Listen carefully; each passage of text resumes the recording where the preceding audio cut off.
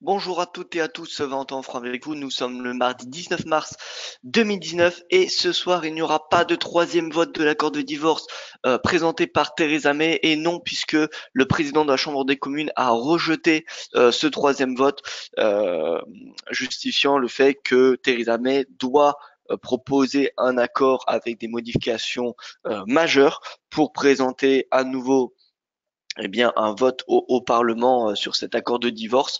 Voilà, Theresa May qui ne peut pas présenter cet accord encore et encore. C'était le troisième vote sans réel changement majeur euh, lors du précédent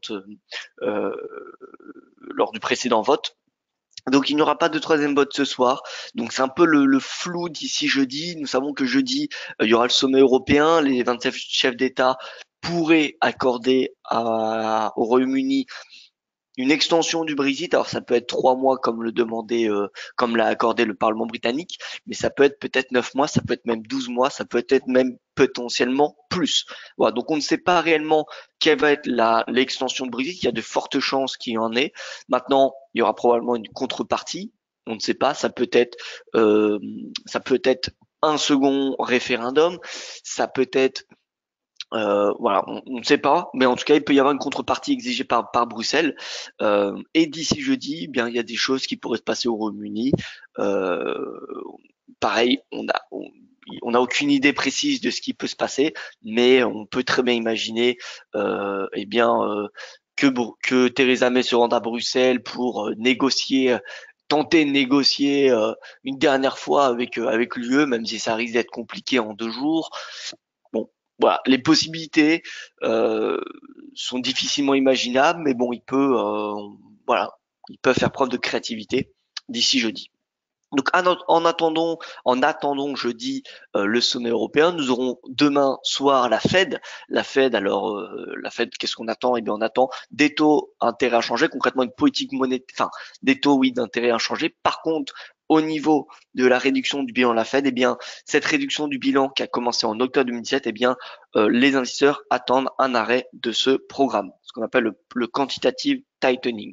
D'accord? Après le quantitative easing, c'est le quantitative tightening. Eh bien, on attend à ce quantitative tightening soit arrêté. Ça a déjà été beaucoup intégré dans les prix, mais bon, si c'est annoncé officiellement, il y aura potentiellement un mouvement aussi sur les marchés actions. Par contre, au niveau du dollar, ça devrait être plutôt baissier, compte tenu du fait qu'on devrait avoir des révisions à la baisse des perspectives de croissance. En tout cas, il y a de fortes chances qu'on en ait vu les statistiques qu'on a eues depuis le début de l'année partout dans le monde. Voilà, les prévisions économiques ont plus de chances d'être revues à la baisse que d'être inchangées. Voilà, donc sans plus attendre, on commence par l'avertissement gaz sur le risque. Le trading avec effet de levier amplifie toujours les gains et les pertes. Un compte risque limité prend un risque de perte du capital investi. L'investissement sur compte titre prend un risque de perte en capital. IG fournit exclusivement un service d'exécution d'ordre. Cette présentation est à titre indicatif et ne saurait être considérée comme un conseil ou une recommandation. Alors bonjour Frédéric, bonjour Raymond, j'espère que vous allez bien. Moa et Patrick que je salue également, Gilles, Julien de même. Alors j'ai quelqu'un qui est revenu vers moi hier par rapport au BFM que je devais faire jeudi de la semaine dernière. Alors pour information, ça a été annulé hein, pour ceux qui ont pu le remarquer, tout simplement parce qu'il y avait eu un problème technique de leur côté et donc voilà. Donc je vous préviendrai pour ma première intervention du coup dès que j'aurai une date, je vous l'indiquerai, ne vous inquiétez pas. Mais donc du coup, voilà, je n'ai pas pu le faire jeudi. Mes excuses pour ceux qui sont connectés et qui n'ont pas pu, voilà, qui ne m'ont pas vu. Bon, ceci étant dit, voici les performances d'hier et de ce matin. Alors j'ai fait une petite modification sur ce tableau. Vous pouvez voir que j'ai ajouté le Brent, j'ai enlevé le rendement du 10 ans, parce que je pense que le rendement du 10 ans n'est pas beaucoup suivi par les auditeurs. Je pense que le Brent est également un bon baromètre, donc voilà, je l'ai ajouté. Alors ce qu'on voit hier, c'est que le DXY a baissé, les marchés actions ont progressé, le VIX est passé sous 13 pour la première fois hein, depuis le début de l'année, même depuis 4 mois, 4-5 mois, 12,89, moins 1,60%. Le yen qui est en légère hausse, le gold également, le Brent pareil. Donc là par contre ça vient un petit peu, ce Brent vient un peu contredire, puisqu'il semblerait qu'on ait de la version au risque. Regardez, baisse des marchés actions, hausse du yen et de l'or. Donc là, le Brent normalement il devrait être baissier. Eh bien non, vous voyez qu'il est en hausse. Donc voilà, on a une hausse du Brent. Moi je pense qu'on a plutôt un marché qui est à l'équilibre, qui est patient avant la Fed, comme à chaque fois. Avant la Fed, on a plutôt une consolidation des marchés. Donc voilà, moi je pense que le marché consolide. Et d'ailleurs, les marchés européens qui ouvrent à l'équilibre, hein, on n'a pas de gap haussier ni de gap baissier ce matin. Ça ne m'étonne pas puisque le marché attend la Fed. Alors, au niveau du calendrier économique, on aura deux rendez-vous dans la journée, 10h30 et 11h. C'est tout, hein. Donc 10h30, les chiffres de l'emploi britannique, et ensuite à 11h, l'indice doux allemand, tout simplement. Alors, au niveau de l'analyse technique. Au niveau de l'analyse technique, moi je pense que les marchés vont rester à l'équilibre, hein, jusqu'à au moins mercredi. On a eu une légère hausse des marchés actions américains hier, grâce notamment à la remontée des cours de pétrole. C'est vrai que les cours de pétrole, c'est assez corrélé, enfin le S&P est assez corrélé au cours de pétrole, même tous les marchés actions, hein. Globalement, si on regarde le CAC, voici le CAC, d'accord. Alors je vais plutôt mettre le Brent déjà. Voilà, donc nous avons le Brent ici, et on va superposer à cela le CAC 40. On va également mettre le S&P. Vous voyez, les marchés actions, globalement, sont corrélés au cours de pétrole. Donc, si on a une hausse des cours de pétrole, eh bien, les marchés actions ont tendance à progresser. Voilà, donc hausse des cours de pétrole, c'est petit pour les marchés actions. Le S&P, la prochaine résistance, c'est les 2877 points. Vous voyez, c'était ce plus haut de janvier, juste avant le flash crash, rappelez-vous. Donc, je pense que le S&P peut clairement remonter jusqu'à ces niveaux de prix. Concrètement, là, il n'y a plus de signaux techniques qui sont baissiers. Vous voyez, en journalier, ouais, il n'y a plus de signaux. En 4 heures non plus, le momentum il est clairement haussier. On a réintégré le canal. Voilà. En horaire, c'est pareil. En horaire, bon, on a une petite div, mais bon, on n'a rien non plus d'inquiétant. Vous voyez que le RSI, il est clairement au-dessus de 50. Donc, tant qu'il est au-dessus de 50, on peut avoir une div, ça change rien. Donc, voilà, pour le moment, c'est boule, hein. Ça y est, on a eu le breakout. Les convictions baissières qui étaient justifiées sous 2821 sont dorénavant invalidées. Voilà, le CAC il temporise un petit peu, mais on voit clairement que bah, c'est boule, hein. On reste dans le canal. Là, on est en haut du canal, donc on peut s'attendre à une petite période de consolidation, comme un peu ce qu'on avait eu à ce moment-là, vous voyez, consolidation, retracement. Mais en soi, tant qu'on reste dans ce canal haussier, dans lequel on évolue depuis maintenant presque 3 mois, hein, vous voyez, fin décembre, on est presque la fin mars, hein. Enfin, voilà, on est à 2 tiers de mars. Mais donc vous voyez, ça fait presque 3 mois qu'on est dans ce canal. Donc tant qu'on est dans ce canal, j'ai envie de dire, eh bien les stratégies longues sont à privilégier sur du moyen terme pour le moment. Donc là, la prochaine résistance technique sur le CAC, c'est 5500 points. Vous voyez, c'est cette résistance-là. C'est 5500. Moi, je pense qu'on peut aller chercher ce niveau de prix. Si le S&P va chercher les 2870 points, le CAC ira chercher les 5500. Alors, qu'est-ce que le quantitative tightening? Alors, le quantitative tightening, c'est simplement le programme qui vient réduire le bilan de la Fed. Rappelez-vous, lors du quantitative easing, la Fed achetait des obligations, donc son bilan augmentait. Son bilan, ses actifs, si vous voulez. Son nombre d'actifs augmentait. Et depuis octobre 2017, eh bien, elle réduit son bilan, elle réduit le nombre de ses actifs. Donc, en fait, les obligations qui arrivent à maturité, eh bien, au lieu de les renouveler, elle va les laisser expirer. Donc, elle laisse expirer les obligations, elle ne renouvelle pas, ce qui fait que son bilan se réduit. D'accord? Donc, elle réduisait son bilan à hauteur de 50 milliards de dollars par mois. Mais, voilà, depuis le regain de volatilité sur les marchés, euh, depuis décembre finalement, on sent que la Fed va arrêter cette procédure, ce programme de réduction de son bilan. Et donc, et ça a été validé dans les minutes, hein, dans les dernières minutes de la Fed. Donc voilà, ce que le marché attend, c'est que demain, que finalement la Fed annonce la fin de la réduction du nombre de ses actifs. Actuellement, la taille du bilan de la Fed, c'est 4000 milliards de dollars, à peu près. 4000 milliards de dollars. Donc elle était passée de octobre 2017, elle était à 4500 milliards de dollars et bah, actuellement 4000. Voilà. Donc c'est ça le quantitative tightening. On a le quantitative easing et le quantitative tightening. Quantitative easing, c'est ajouter des bilans, ajouter des actifs dans son bilan. Quantitative tightening, le réduire. Voilà, donc marché action, globalement, c'est haussier. Maintenant, je pense pas qu'il faut s'attendre à la volatilité avant la Fed. Honnêtement, la volatilité devrait reprendre un petit, voilà, on devrait avoir du mouvement après la Fed, mais d'ici demain soir, honnêtement, on ne devrait pas avoir grand-chose. D'ailleurs, petite parenthèse, il y aura un webinaire spécial Fed demain, présenté par Yoav Nizar. Donc, par contre, ce sera pas pour le discours de Powell, puisque le discours de Powell, voilà, le plus important finalement, c'est c'est finalement les commentaires sur le quantitative tightening, et ces commentaires-là seront annoncés dans le communiqué. Donc, ça sera seulement de 19h45 à 20h15 ce webinaire Fed. Voilà, ce webinaire spécial Fed. Webinaire spécial Fed de 19h45 à 20h15. Voilà, ne vous attendez pas à 1 heure cette fois-ci de webinaire spécial Fed. Donc, je vous envoie le lien d'inscription. N'hésitez pas à y participer. Ouais, donc d'ici demain soir, les marchés actions devraient rester plutôt à l'équilibre. Le DAX il est en hausse, mais on voit que c'est beaucoup plus timide, hein. Le DAX d'ailleurs qui sous-performe clairement depuis le début de l'année. On sent que les craintes sur, comment dire, euh, des taxes américaines sur les voitures européennes affectent le DAX. Parce que normalement le DAX, il est quand même, il n'y a pas de raison qu'il sous-performe. Il y a pas d'inquiétude en Allemagne, enfin en tout cas pas plus qu'en Europe, enfin que dans le reste de l'Europe, pardon. Et si on regarde depuis le début de l'année, year to date, et qu'on compare à ses homologues européens comme le CAC 40,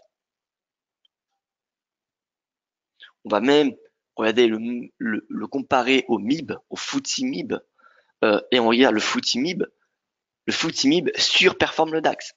On regarde le S&P, bien évidemment le S&P surperforme également, mais vous voyez, le DAX il sous-performe. Donc, je pense que cette sous-performance se justifie depuis, eh bien, que on attend finalement la décision des États-Unis sur, eh bien, le fait de taxer ou non les voitures européennes. Et d'ailleurs, on voit bien que la sous-performance a commencé, on va dire début février, entre le début et la mi-février. En fait, c'était quand on a eu le département, rappelez-vous, département du commerce, qui a donné son compte rendu à Donald Trump, compte rendu sur les voitures européennes. Donc voilà. À mon avis, c'est ça qui justifie la sous-performance du DAX. Parce que le CAC, il est beaucoup plus bull que le DAX depuis le début de l'année. Maintenant, on n'a pas de signaux baissés sur le DAX, attention. C'est pas parce que le DAX sous-performe qu'il faut le shorter, hein, regardez. Et là, le DAX, il reste quand même haussier. Mais bon, on voit que c'est compliqué. C'est beaucoup plus compliqué. Donc là, le DAX, il peut venir chercher, je pense, les 12 000 points, qui est une résistance extrêmement importante. Maintenant, beaucoup plus haut, pour le moment, ça me semble assez compliqué. Faudrait que le S&P revienne à ses plus hauts historiques pour que le DAX dépasse 12 000 points. Ou alors, faudrait que Donald Trump annonce qu'il n'y aura pas de taxe sur les voitures européennes, et dans ce cas-là, on aura un rallye aussi du DAX.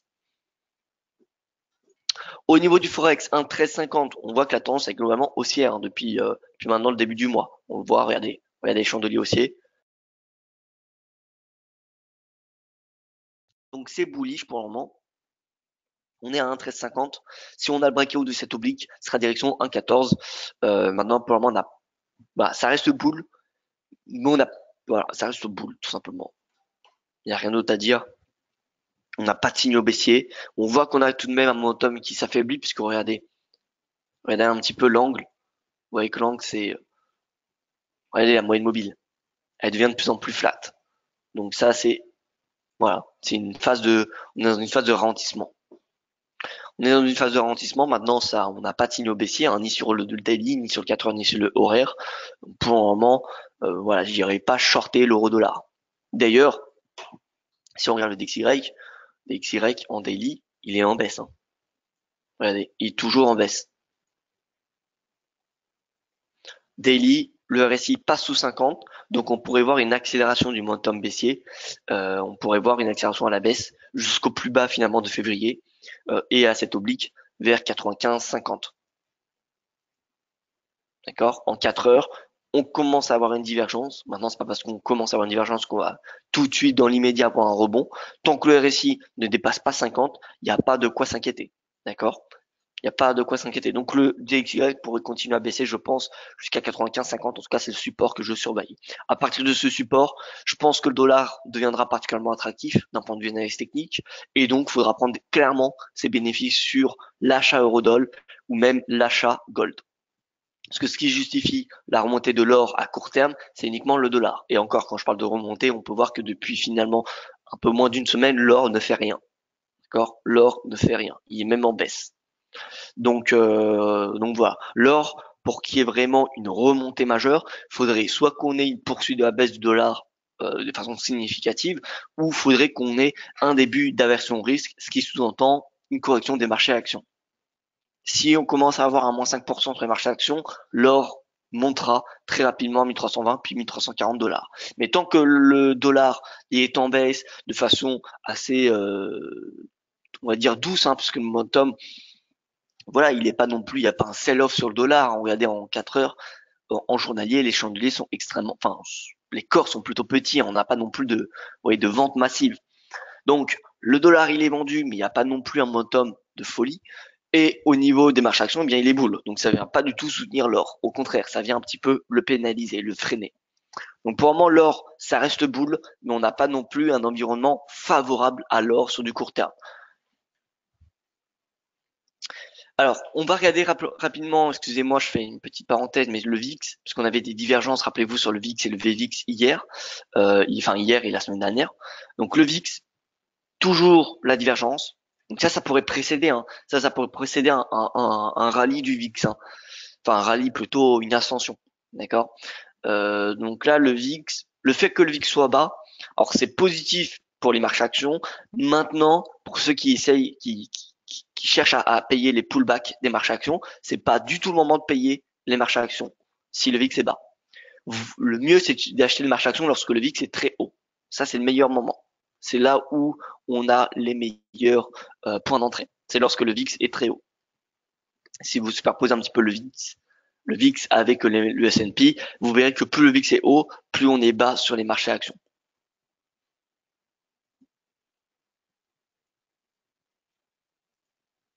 Alors Philippe qui nous dit, alors bonjour tout le monde déjà, bonjour tous ceux qui nous rejoignent. Alors Philippe, bonjour. Alors sur le DAX, si on place donc je suis ensuite tendance journalier et 4 heures, on a quoi exactement comme niveau de stop? Alors en journalier, DAX,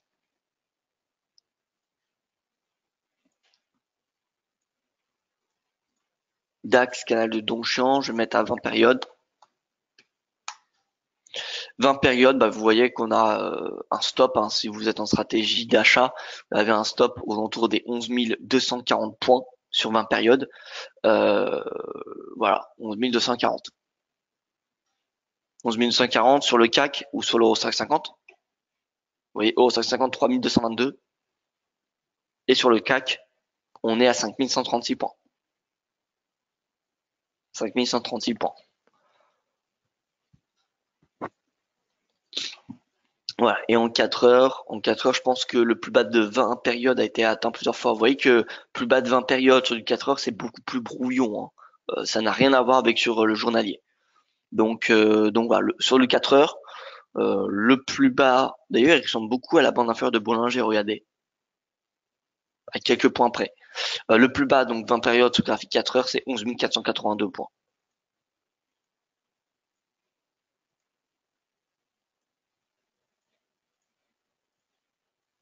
Voilà, donc je disais que le VIX avait une divergence. Maintenant, il n'y a pas de quoi non plus s'affoler pour le moment. Il n'y a pas de quoi s'affoler. Vous voyez, la dernière fois, on avait eu une div. On avait une divergence. Alors normalement, les divergences, faut les chercher dans les zones de surachat ou de survente. Maintenant, le VIX, c'est impossible qu'il soit survendu. D'accord, c'est du jamais vu.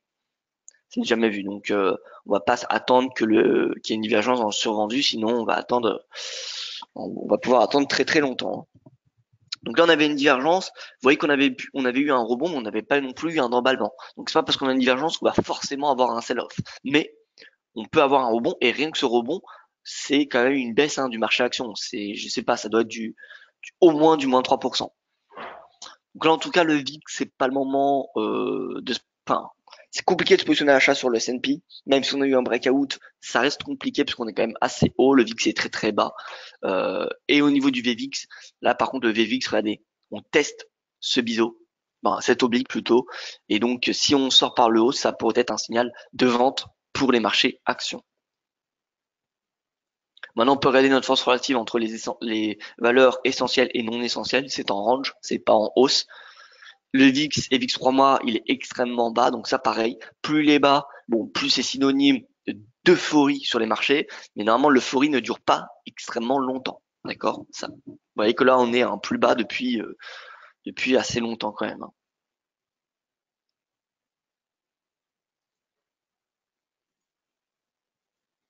L'or toujours beau l'objectif 1310, oui, oui, toujours beau 1310. Ça viendra, pour le moment, l'or n'est pas soutenu par les marchés actions, mais c'est soutenu surtout par le dollar, la baisse du dollar.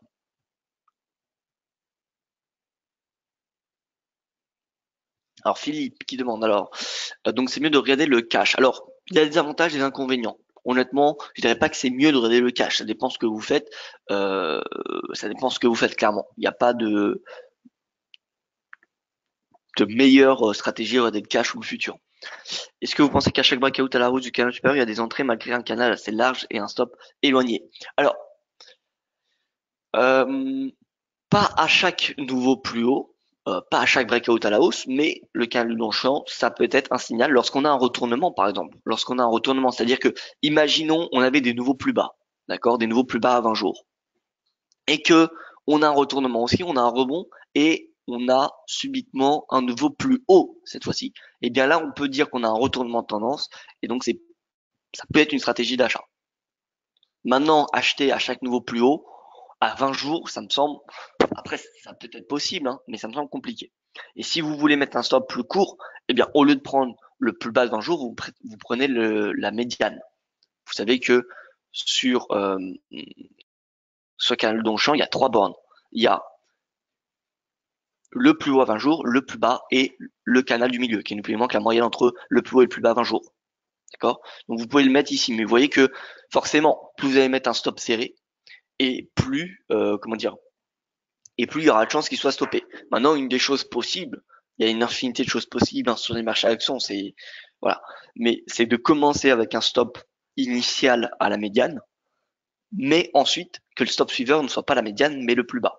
Comme ça, au moins, vous avez un stop plus serré au début, et ensuite vous laissez la tendance se développer. Ça, c'est possible de faire. D'accord? Donc, au lieu que votre stop suiveur soit, on va dire, suive la médiane, ça va suivre le vert. D'accord? Une fois que le plus bas d'un jour sera supérieur à votre stop initial qui correspond eh bien, au canal médian une fois que vous avez le rebond. Par exemple, regardez ici. Vous avez des plus bas, on est d'accord? On avait des plus bas à 20 jours. Et ici, à ce moment-là, on avait un plus haut. Puisque le canal a été enfoncé. Et donc, vous aurez pu mettre un stop à ce moment-là. Ça, c'est sur le DAX. Vous pouvez le faire sur le CAC 40, c'est peut-être un petit peu mieux. Sur le CAC 40, là, on avait un faux signal, puisqu'on avait un plus haut, vous voyez. On avait un faux signal. Mais à partir d'ici, on avait un signal bullish, puisqu'on avait un déplacement de la moyenne mobile, de plus à 20 jours. Le stop initial aurait pu être là, ou aurait pu être au plus bas, hein, mais il aurait pu être également canal à la médiane, et qu'ensuite votre stop suiveur suive le plus bas. Voilà, donc tout est, enfin, honnêtement, il y a une infinité de choses, hein, qui est possible sur le marché action. Donc je dirais pas que c'est mieux de faire ceci plutôt que cela, puisque ça dépend clairement de votre stratégie. Honnêtement, il y a des façons de faire qui peuvent être perdants selon sur une stratégie, mais gagnantes sur une autre. D'accord? Donc celui qui dit faut pas faire ceci sur les marchés actions, moi personnellement, je suis pas du tout de cette classe. Je pense que tout est possible. Il y a tout qui est possible et il n'y a pas qu'une seule façon d'utiliser un indicateur. Et c'est pas parce que vous utilisez un indicateur et que par exemple, je ne sais pas, ça ne marche, ça ne fonctionne pas avec votre stratégie, que ça va pas fonctionner avec toutes les autres stratégies. Vous voyez. Donc, moi, je ne suis pas là pour vous dire que, par exemple, si ça atteint, enfin, si on a faut pas payer tous les plus hauts, par exemple, tous les nouveaux plus hauts, faut pas les payer. Peut-être qu'il y en a qui le font, et peut-être qu'il y en a que ça fonctionne très très bien. Vous voyez. Donc moi, voilà, je donne mon avis, mais je vous invite à garder quand même une ouverture d'esprit sur ce qui est possible de faire, parce qu'il y a honnêtement, faut être très créatif, hein. Au niveau des stratégies trading, vous pouvez faire preuve de créativité, hein. Il n'y a pas une seule façon de faire. Et plus vous allez tenter des choses, plus vous allez en apprendre. Donc moi, je vous invite réellement à garder une ouverture d'esprit et ne pas vous dire ça fonctionne pas. Vous voyez. Si le vote est rejeté, alors il n'y aura pas de vote ce soir, hein, Frédéric, ça a été annulé. Ça a été annulé le vote. Le vote de ce soir est annulé hier en fin d'après-midi, donc il n'y aura pas de troisième vote de l'accord de divorce ce soir.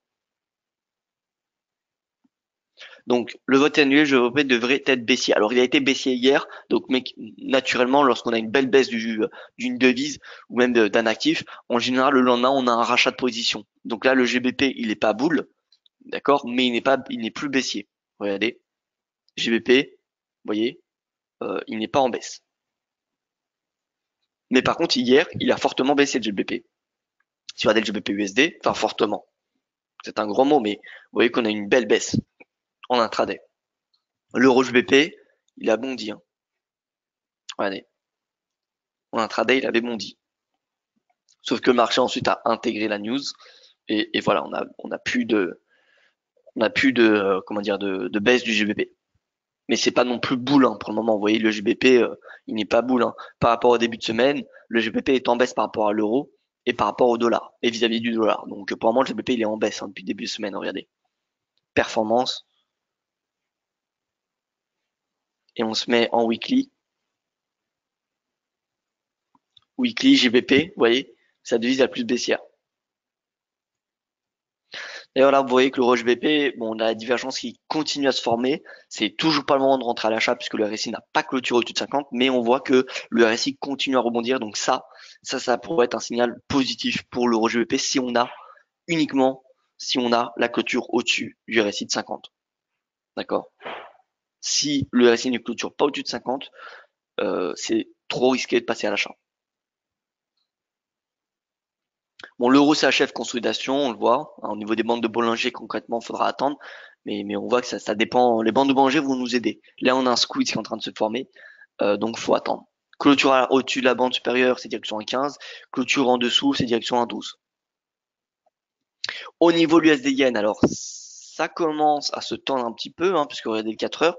4 heures, on est en train de sortir par le bas. Alors, vu qu'on est dans un canal quand même de long terme, hein, puisqu'on est dedans depuis début janvier, donc ça fait plus de 2 mois, ça fait 2 mois et demi qu'on est dedans, faudra attendre des confirmations. C'est-à-dire qu'une clôture du chandelier 4 heures n'est pas suffisant. D'accord. Je pense que voilà, faut attendre une clôture journalière.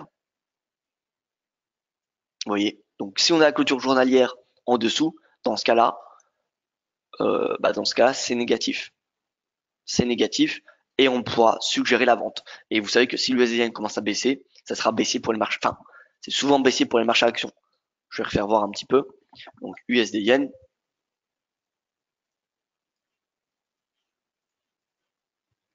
USD Yen. Voilà, on va se mettre sur ce niveau et on va se mettre sur le S&P. Voilà, USD Yen S&P. Et on va mettre également le CAC 40. Voilà. Donc, vous voyez que ça bottom au même moment. Le top presque aussi. D'accord. Donc voilà, si on commence à avoir une baisse de l'USD Yen, ça sera synonyme de baisse pour les marchés actions. En tout cas, ce sera un indicateur baissier. Ça sera un signal baissier. On a besoin d'autres signaux. On a besoin des confirmations du prix du S&P pour shorter le S&P. Mais c'est clair que si l'USD Yen continue à baisser davantage, ça sera négatif. Enfin, les perspectives deviendront beaucoup plus négatives pour le S&P, pour les marchés actions.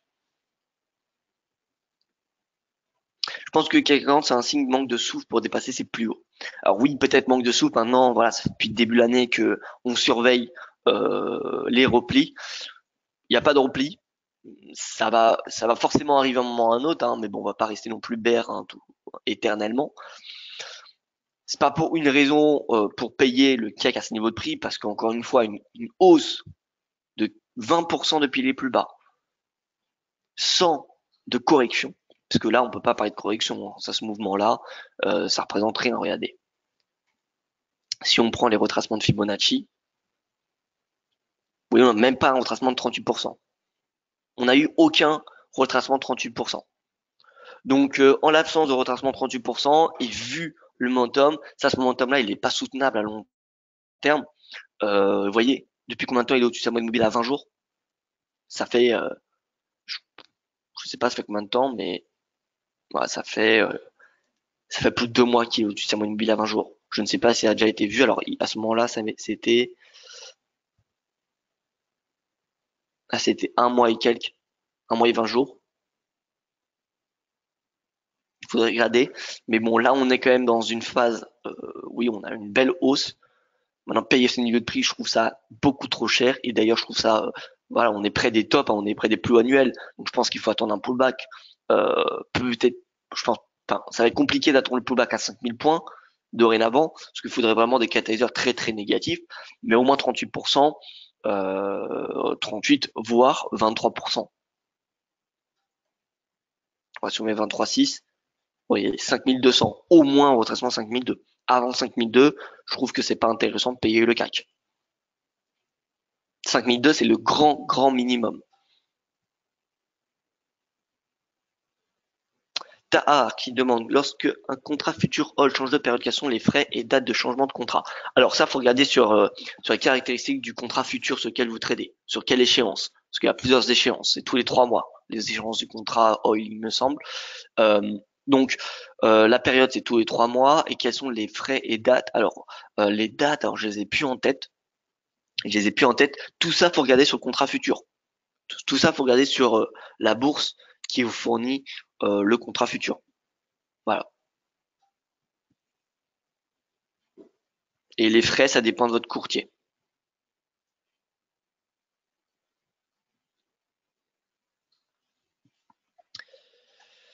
Alors après, faut pas confondre contrat futur et cotation future, hein. Parce que sur les CFD IG, sur les CFD, c'est les cotations du futur. Enfin, c'est les cotations à quelques points près, mais évidemment, il y a le spread qui est intégré. Euh, Chaque CFD a ses propres cotations, mais ça cote pas sur le cash, ça cote sur du 24-24. Alors, il y a les quatre sorcières, oui. Il y a les quatre sorcières. Il y a les quatre sorcières, en effet. Maintenant, le 4 sur 5, c'est sur les indices, hein, il me semble, hein. Je suis pas spécialiste, hein, des contrats futurs, mais il me semble que le 4 sur 5, c'est pas sur tous les contrats futurs, hein. Bah, c'est à vérifier. Honnêtement, vérifier. Je ne suis pas certain que le 4 sur 5, c'est pour tous les contrats futurs et pour toutes les options. Je sais que c'est pour les indices, pour les actions, mais pour les matières premières, ça, j'ai un doute. J'ai un doute, donc je préfère que vous vous invitez à vérifier. Voilà, c'est le meilleur conseil que je vous donnerai. Et donc, voilà. Alors, au niveau du trade de la semaine, puisque vous savez, hier, alors déjà, on va regarder la UDNZD, comment il se porte, parce que vous savez que Barclays, alors Barclays a un taux de réussite au niveau de ses trades de la semaine de 50%. 50%, vous voyez, ce qui est pas énorme, mais tous ces trades ont un ratio de secondement minimum de 2. Donc, au final, vous voyez, même si vous avez 50%, seulement 50, seulement entre guillemets, hein, de trades gagnants, puisque vous avez un ratio de scoring au moins de 2, eh bien vous êtes gagnant sur du long terme. Comme quoi le ratio de scoring c'est le plus important. Donc là pour un moment, bon, c'est pas. Donc eux ils sont à l'achat depuis 1,034, hein. Donc vous voyez, ils sont à ce niveau de prix finalement.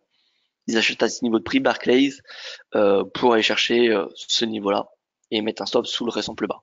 Donc là, du coup, vous avez un meilleur ratio de scoring parce que vous risquez, allez, une cinquantaine de points pour aller en chercher 150.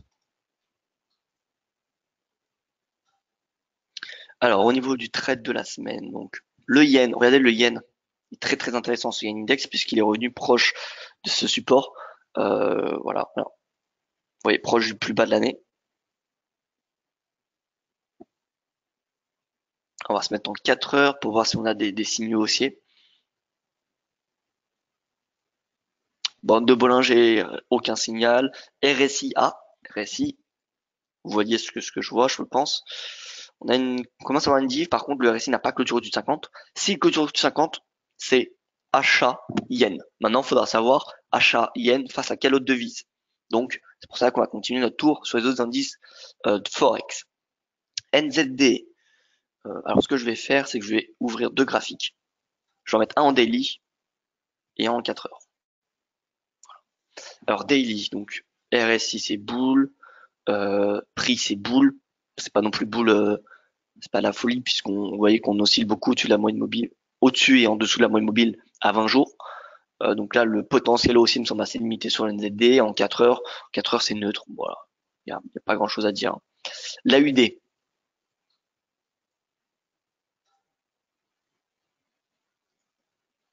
Alors,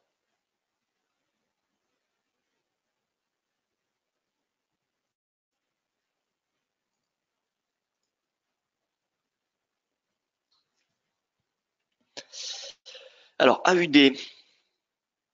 AUD en daily, on voit qu'on arrive à un proche d'un plus bas de long terme. Vous voyez, c'était le plus bas de 2015, plus bas de 2015, euh, plus bas de 2015. Et là, on commence. Il y a un semblant de divergence, en tout cas. Regardez, RSI qui rebondit. Vous voyez, les creux sont de plus en plus bas ici, sur le prix, et ils sont presque on va dire qu'ils sont de plus en plus hauts sur le prix, sur le RSI. Donc on commence à avoir une div, mais pareil, le RSI est sous 50. Et en 4 heures, il passe sous 50. Donc pour le moment, vous voyez, c'est neutre. Hein. Regardez voilà, là c'est l'AUD. Regardez, consolidation. On est peut-être en train de faire un double bottom d'ailleurs. 1, 2. La ligne de coup, c'est celle-ci. Donc ça sera intéressant à surveiller. Si on passe au-dessus de cette résistance, c'est double bottom qui est validé. Et ça donnera un objectif à ce niveau-là. Ce qui n'est pas non plus exceptionnel, mais bon, il y aura des perspectives qui seraient haussières. Au niveau de l'euro, alors l'euro qui a bien progressé.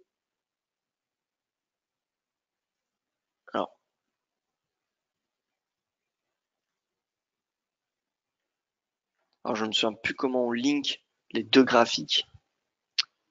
Euh,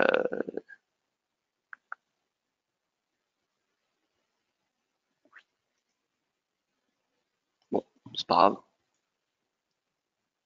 L'euro, donc l'euro il est très très intéressant. Je vous avais fait voir, ça fait quand même pas mal de temps que je vous fais voir cet indice euro. Alors je vais le mettre en grand. Voilà, regardez l'indice euro. Vous voyez qu'on a, on a eu une ascension, rappelez-vous, en 2017, qui a continué un peu en 2018. Mais regardez, ce qui est intéressant, c'est que là on est dans un triangle descendant, donc c'est une figure plutôt baissière. Si on a le breakout à la baisse, tant qu'on n'a pas de breakout baissier, il y a plus de probabilité qu'on y sorte par le bas. Mais encore une fois, les probabilités, c'est pas du 90-10, hein. C'est plutôt du 60-40. Et à peine. Pour les triangles descendants, il me semble, c'est plutôt du 56%, il me semble, de probabilité. Donc 56%, c'est pas non plus une majorité, vous voyez, énorme, hein. Donc, faut pas sous-estimer le potentiel haussier parce qu'on a un triangle descendant. D'accord? Donc là, le RSI, en plus, il passe au-dessus de 50. Donc ça, c'est plutôt haussier, compte tenu du fait qu'on avait une div. Alors la div, oui, elle n'était pas dans la zone de survente, mais on avait quand même une div. Donc là, je pense qu'il y a un potentiel haussier de l'euro. Il y a un potentiel haussier de l'euro. Et d'ailleurs, voilà, l'euro, il pourrait très bien remonter à ce niveau-là. Maintenant, ça dépendra clairement de la Fed, puisque la Fed a un impact énorme quand même sur la monnaie unique. Mais bon, les perspectives techniques sont haussières, que ce soit à court terme ou court terme, tout simplement, pour le moment. Le GBP, alors le GBP est revenu, regardez, à ce sommet d'octobre 2018. Vous voyez on y est revenu. Et depuis le prix consolide. Vous voyez, on est en consolidation sous cette résistance. Si on passe par le haut, si on a une clôture au-dessus, les perspectives seront haussières jusqu'au plus haut d'avril. Ce sera vraiment boule GBP. Vraiment un rebond très très important du GBP. Mais en attendant, je pense que là on est sous résistance, donc voilà, faut attendre un signal beaucoup plus intéressant, enfin beaucoup plus oui, important sur le GBP Index pour éventuellement passer à l'achat sur du long terme. Au niveau du franc, le franc alors, divergence, les creux qui sont à plat, les creux du RSI qui sont en hausse, RSI au-dessus de 50. Donc là, je pense que le franc, il y a une belle marge de progression. Je pense qu'il y a des chances qu'on voit le franc progresser lors des prochaines séances. Donc perspective haussière du franc et pour le dollar équipondéré. Alors Là, on est sur du daily. Sur du daily, on est où? RSI, on est passé sous 50. Donc là, ça vient renforcer la perspective baissière qu'on a sur le DXY. Perspective baissière et sur le 4 heures, c'est pareil. Ah, sur le 4 heures, on a une micro-div. Regardez, creux de plus en plus bas, creux de plus en plus haut. Mais tant que le RSI n'est pas passé au-dessus de 50, il n'y a pas de quoi s'affoler. Et CAD, le CAD, il est en baisse. Le RSI sous 50. Pareil pour le 4 heures. Bon, rien à dire. Donc finalement, le yen, il se paye. Il peut se payer face au dollar. Puisqu'on voit que le dollar, on a des signaux encore qui sont baissiers, face au CAD également. Euh, et voilà. Je pense que c'est tout, finalement. Donc USD Yen et CAD Yen. USD Yen et CAD Yen.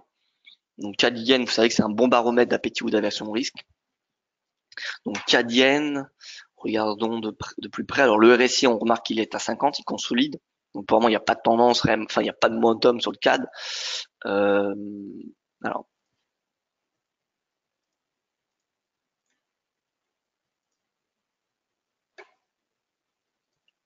on va mettre les retracements de Fibonacci. On a retracé déjà 38%, là on fait un rebond.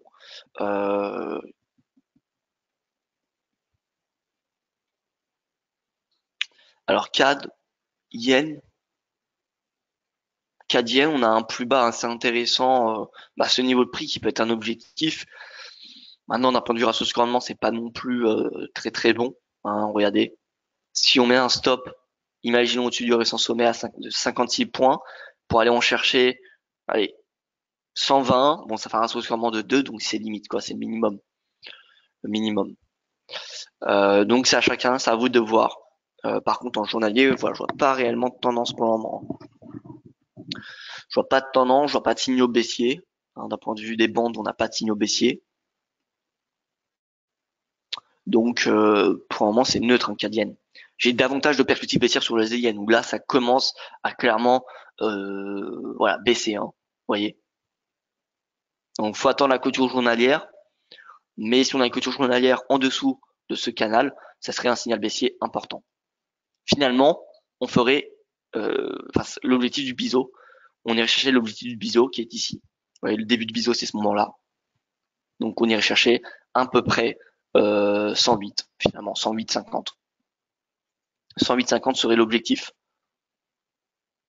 108,50 serait l'objectif si on a une clôture journalière en dessous de ce canal haussier. Canal, enfin plutôt biseau, pardon.